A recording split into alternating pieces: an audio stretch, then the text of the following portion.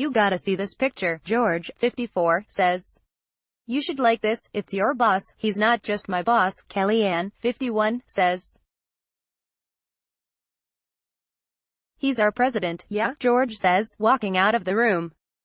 "We'll see how long that lasts. Here at the Conways, it's a house divided."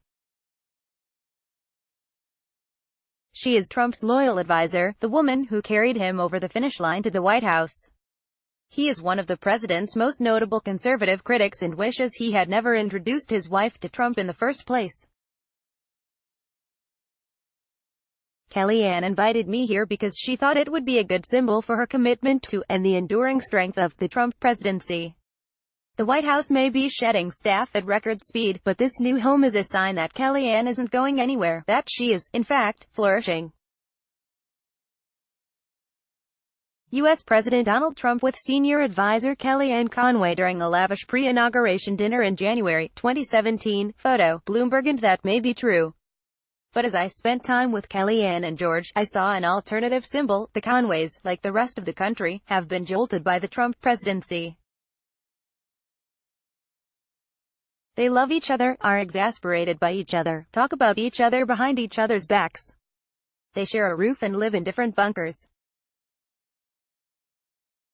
This may be the story of any marriage. Partners can drive each other crazy and still stay together for 50 years, but this marriage is, in many ways, emblematic of our national political predicament, particularly on the right. And their feud, thanks to George's newfound Twitter hobby, is playing out for more than just the neighbors to see.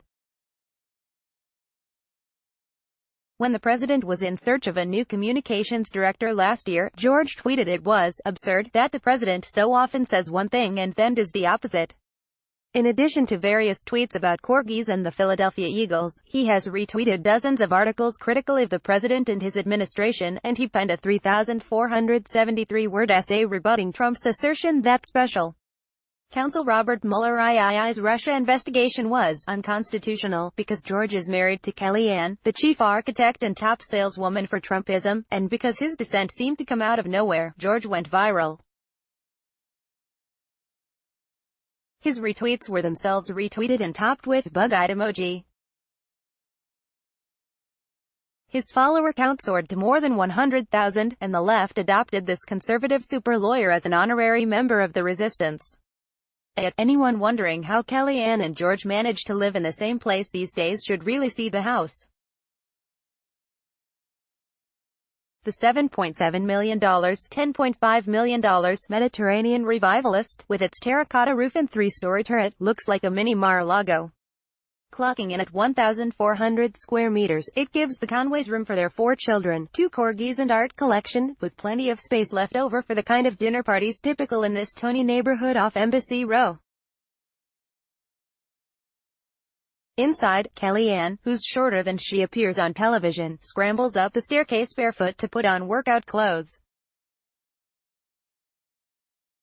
George, a stocky man with a mop of dark hair, he looks Hawaiian, as Kellyanne puts it, retires to his office. George, "We're going for a walk." Kellyanne, now wearing sneakers and her hair in a ponytail, shouts. George never comes on these walks. It's never his fault. In fairness to George, Kellyanne is difficult to keep up with. We are in the woods, chugging up a steep incline. We are in Georgetown, going on and off the sidewalk, and on and off the record. We are in Tenleytown, weaving through the sideways glances of Looky Loose, then power walking through Glover Park. Kellyanne Conway speaks with Gary Cohn, director of the U.S. National Economic Council. Photo, Bloomberg. It's a swampy August night, but Kellyanne doesn't have a drop of sweat on her. And she talks about any and everything. Issues with her father, he left when she was 3, feminists. The funny thing, she says, is she's living the life they claim to want, or her. Thoughts on the administration's practice, since reversed, of having federal agents separate migrant families at the border. She didn't like it, she says, but that wasn't the president's fault. It's never his fault. Kellyanne prides herself as someone willing to go into any then, and talk about any subject, and often the subject is her boss, our president, whether he deserves the latest volley of outrage from the left, the center, and occasionally the Home Office just off her living room. She goes on CNN and takes the fight to the journalists Trump calls the enemy. If the president throws playground punches at the press, the Justice Department, his fellow Republicans, she'll find a way to explain that he was the one being bullied. She'll do it with the ferocity of a mother, or a daughter. It can be a spectacle. Fans call her courageous, critics call her shameless, TV bookers just call her. Now we're somewhere back near the house, and we've arrived at a different view of family loyalty, one she'd rather not discuss. Conway has become the mouthpiece for her boss, often appearing on cable TV to defend his latest statements or decisions. Photo, AP, if you make this story all about him, I'll definitely push back on that after it's printed, Kellyanne says, talking about George. There's no story about me, except the overcoming of circumstance and the fact that I'm so independent, but it's a story about both of them. Of course it is. The more time I spend with them, the more I know that. It's the story of people who love Trump, and the people who are trying to love them. Kellyanne remembers how encouraging George was of that independence when they first got married 17 years ago. Back then, Kellyanne was just finding her footing as a sought-after pollster in Washington. She remembers one of George's friends telling him that the best thing for their marriage would be for her to shut down her business, the company she built from scratch, and how George, even though he made enough money himself to support the family, encouraged her to keep working toward her own dream. And now, I feel there's a part of him that thinks I chose Donald Trump over him, Kellyanne says as we walk. Which is ridiculous. One is my work and one is my marriage. I feel there's a part of him that thinks I chose Donald Trump over him, Kellyanne Conway says of her husband. Photo, Bloomberg. Naturally, though, the two things overlap. When George criticizes the president publicly, Kellyanne says the media coverage and the implication that they are pitted against each other bothers their children. And as for the president himself, Kellyanne won't say it irks him, but she does think he finds it impolite. On that, she'd agree. I think it's disrespectful, she says. I think it disrespects his wife, floating playing in 5. Kellyanne is an independent woman stuck between two men who could blow up her day with a tweet. Nobody knows who I am because of my husband, she says. People know of my husband because of me. After our 10-kilometer sojourn, it is late when we get back to their house. George is in his office, eating a bowl of cereal and yawning. He's too tired for an interview at the moment, he says. He's never done an interview on his thoughts on Trump, preferring to let the tweets speak for themselves. 2 hours after I leave, he's awakened online. A tweet from Merriam-Webster has caught his eye, and he presses the retweet button. Merriam-Webster, mendacious likely to tell Lisa mendacity, and a lack of honesty or elite role of agitator. There's a theory among District of Columbia Trumpologists that this is all a charade. A way for the Conways to be part of both the Trump White House and the Trump-Leary establishment. They live in a part of the city where wealth and influence serve as a cooling bomb for the partisan inflammation that has spread elsewhere. In their neighborhood, everybody, Democrat and Republican, belongs to the Garden Party. They live across the street from Vernon Jordan, once a top advisor to Bill Clinton, just down the way from Adrian Arsht, the uber-rich philanthropist and Democratic donor, and next door to a house that until recently belonged to Oleg Deripaska, the Vladimir Putin ally who owned Paul Manafort's debt. Other than the Russian oligarch, whom they never met, the Conways say they get along with their neighbors swimmingly. From here it's easy to imagine, if you'd like, that not much has changed since Trump took office, save for a bump in everyone's stock portfolio. Mendacity is a vocabulary word, and the border is 2,400 kilometers away. Here, a husband subtweeting his wife's boss may seem less an act of moral courage than a juicy gossip item, or possibly a way for the family to hedge its bets. After all, isn't this the same George Conway who once, allegedly, leaked details of the curvature of Bill Clinton's genitals to the Drudge Report? Kellyanne, for her part, told me that part of George's motivation might be that he's just playing his favorite role of agitator. She, too, is familiar with playing a role. Back before she was the president's wingwoman, a gut check for his political agenda and messaging, she worked for Ted Cruz during the 2016 campaign. Then, she called on Trump to release his tax returns, called him vulgar and unpresidential. Now she's bound to Trump, both on and off camera. She speaks with the president daily, offering advice both on policy and messaging.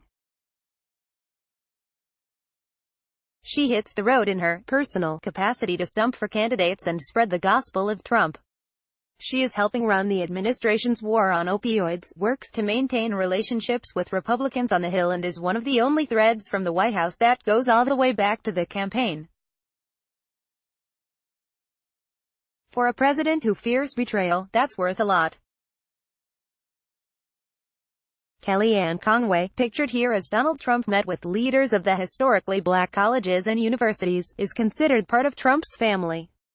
Photo, AP. I think he looks at her as part of the family, said Jim McLaughlin, a Republican pollster who knows both the president and Kellyanne. In Washington, changes in allegiance are nothing new, nor is the art of redirecting any criticism that might follow. Trump loyalists have not changed the fundamental rules of the city. The weapon of shame remains most powerful in the hands of the shameless, but they have redefined the boundaries of play.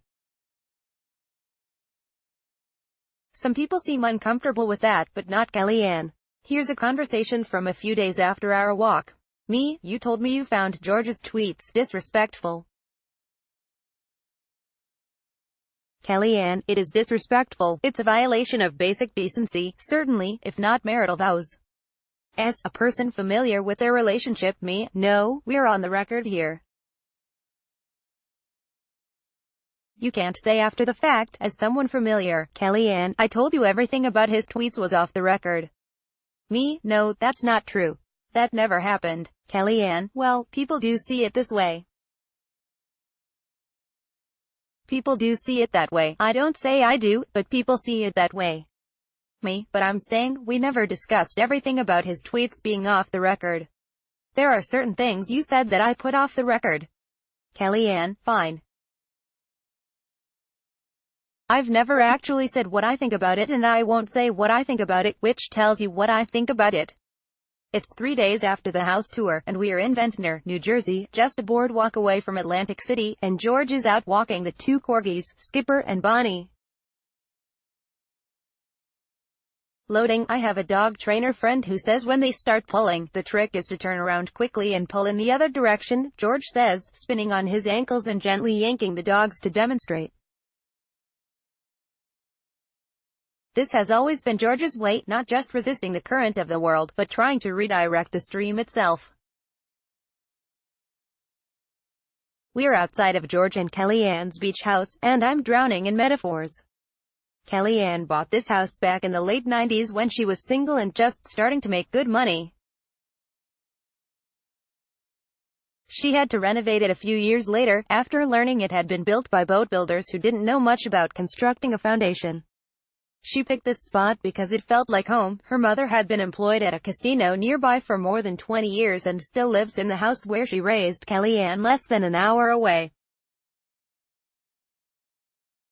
The beach house also happens to be right down the road from Trump's old Taj Mahal resort and casino. It was wildly popular, says Kellyanne. It went bankrupt twice, says George. George isn't from around here. He grew up in Massachusetts, a contrarian since, as a child, he decided to root for the Yankees instead of the Red Sox.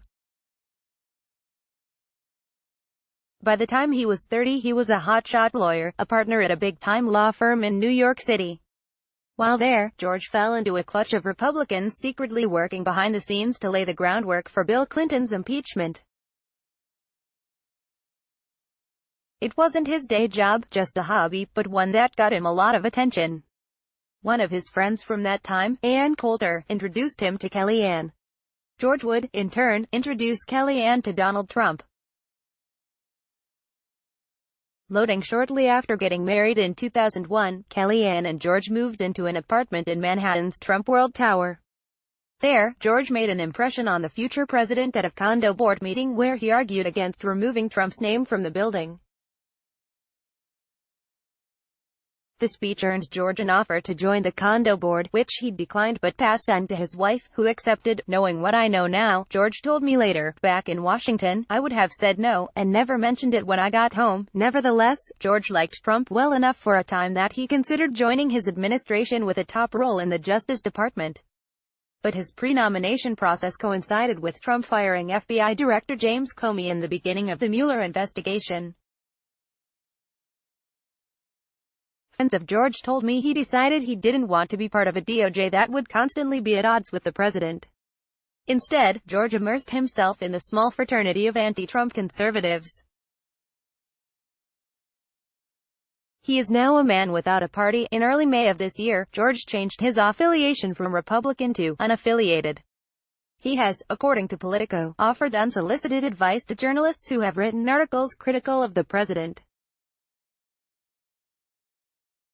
And recently, he has been spotted at a semi-secret group of Trump skeptics known as the Meeting of the Concerned, eviscerating his wife's boss among fellow conservatives who would like to see Trump, and by extension Kellyanne, out of a job. Kellyanne Conway, pictured at Trump Tower, met Trump through her husband after moving into the gilded New York building. Photo, if he's being honest, that would make George happy, too. If there's an issue, George said, it's because she's in that job. For that man, his wife may find his gestures of resistance disrespectful of her, but George disagrees. He can redirect criticism as deftly as she can. Her problem is with her boss, he says, not me. If my wife were the counselor to the CEO of Pepsi and I had a problem with her boss, I would simply drink my Coke and keep my mouth shut, he says. If the president were simply mediocre or even bad, I'd have nothing to say. This is much different. George is clearly worried about Kellyanne and her reputation, just as Kellyanne told me she is worried about George's. But that doesn't mean everything has changed. He's still proud of what she's been able to accomplish, he says. And when he looks at that picture from election night, he's still reminded of the sheer elation he felt. I'm just saddened by how things turned out, he says.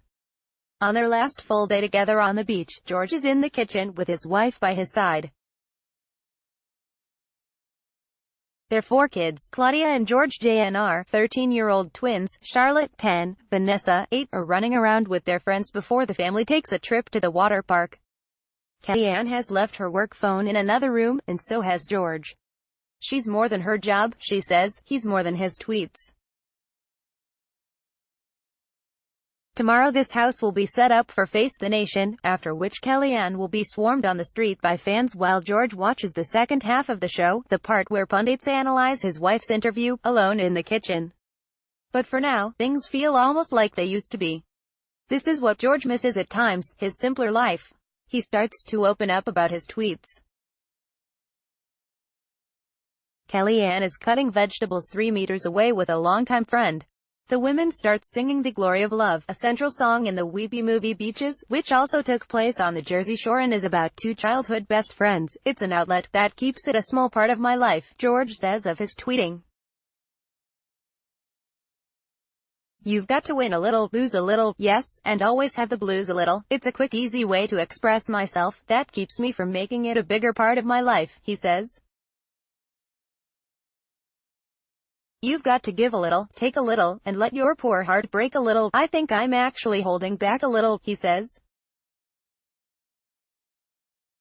I think the reason why is obvious. Kellyanne is now singing loudly into a cucumber, completely drowning out George, who has stopped talking and just looks on. That's the story of That's the Glory of Love. Washington Post NB. This article originally displayed a photo that incorrectly identified George Gigikos as George Conway. The photograph has been replaced.